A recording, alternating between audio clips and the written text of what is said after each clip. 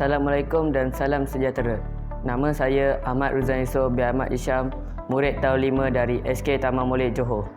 Hari ini saya akan membentangkan hasil projek saya dalam Minecraft Education Challenge 2025 yang bertemakan Rumah Mesra Alam dan Kalis Bencana.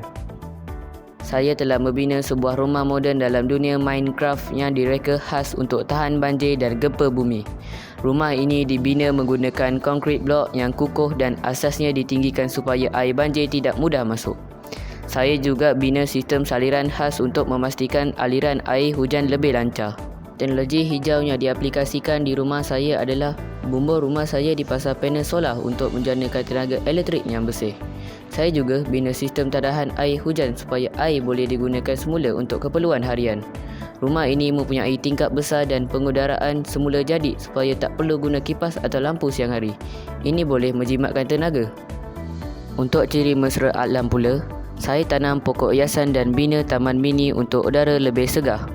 Ada juga kebun kecil untuk tanaman makanan segar secara organik. Di dalam rumah, saya bina perpustakaan mini dan bilik gym supaya rumah ini lengkap dan sihat untuk didiami.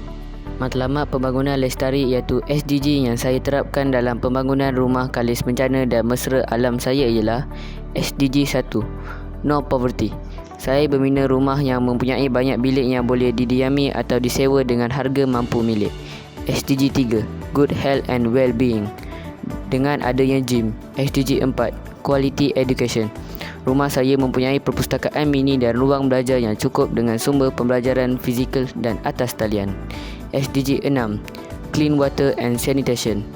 Melalui sistem tadahan dan saluran air. SDG 7, Affordable and Clean Energy. Dengan panel solar. SDG 14, Life Below Water. Dengan akuarium yang dipenuhi ikan yang dijaga dengan baik. SDG 15, Life on Land. Dengan taman dan kebun kecil. Ke bentuk rumah. Rumah ini dibina atas platform tinggi seperti bukit buatan.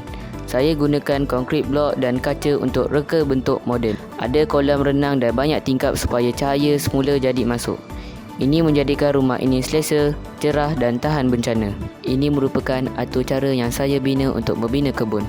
Dengan atur cara ini, kebun saya dapat dibina oleh ejen secara automatik dengan tempoh masa yang singkat.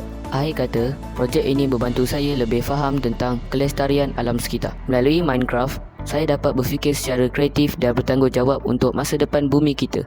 Sekian sahaja pembentangan saya. Terima kasih.